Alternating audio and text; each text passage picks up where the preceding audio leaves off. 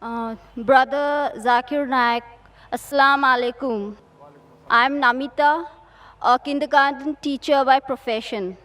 First of all, let me congratulate you for all your commendable work in spreading the message of peace, love, and brotherhood. I want to ask you, Brother Naik, if Quran is the God's word, if Islam is truly the way of life, then why are people taking so long in realizing and accepting it? Sister, that's a very good question. Quran is the word of God. Islam is the religion. Why are people taking so long in accepting it? Sister, the straight path is not always easy to follow. Your perception differs. The perception of each individual differs. For example, a person who may not be following Islam, oh, if I accept Islam, he may be an alcoholic. I'll have to stop having alcohol. I may have to stop going out with girls and dating. So then that will prevent him.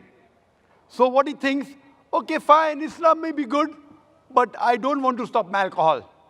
I don't want to stop going out flirting with girls. I don't want to stop having pork. So when you learn, there may be certain hitches that may come. Maybe a person may not be alcoholic. Maybe he may not be having pork, but he may think, okay, now I accept Islam. That means for 40 years I was a fool. Oh, I better not accept Islam. Some may think, if I Islam, what will my friends say? What will my mother say? What will my father say? So all these obstacles, sister, only if you can overcome these obstacles, can you accept the truth. So therefore, what you have to realize, that the message is clear. The message is logical. It's absolutely clear. But there are other things which are there in the baggage. A person has to be so strong that, fine, if this is the truth, I'm ready to accept the truth, even if I have to leave my other non-Muslim friends. And believe me, sister, this is only a perception. I know many non-Muslims who have accepted Islam, and yet they have got their old friends. And people tell me, oh, Zakir, don't speak to non-Muslim, you lose the friendship. I've got very good non-Muslim friends also. MashaAllah, they respect me. You have appreciated me. MashaAllah, you're a non-Muslim. So my job is to present the truth. And one more thing, Quran clearly mentioned in Surah Baqarah, chapter number 2, verse number 256, La ikrah fid deen. There is no compulsion in religion. Truth stands out clear from error. Our job, sister, is to present the truth. Whether a person accepts it or not, it depends upon him. If Almighty God wanted everyone to accept, it's very easy. It's mentioned in the Quran in Surah Yunus, chapter number 10, verse number 99. If he wanted, he could have made all the human beings believers. Very easy. Kun fayakun, very easy. But where is the test? Allah says in the Quran,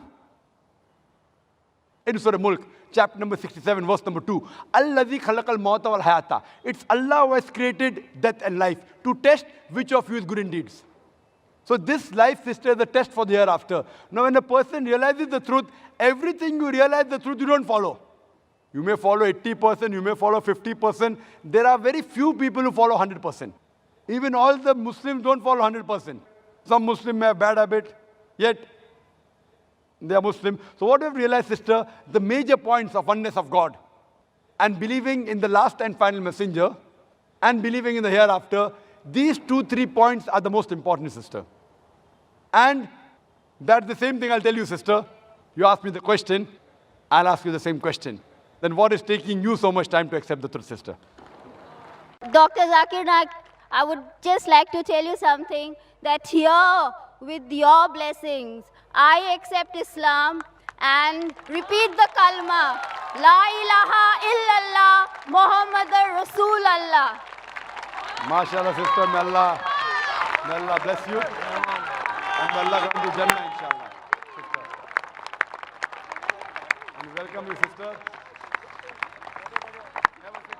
And may Allah subhanahu wa ta'ala bless you and grant you Jannah. Ameen.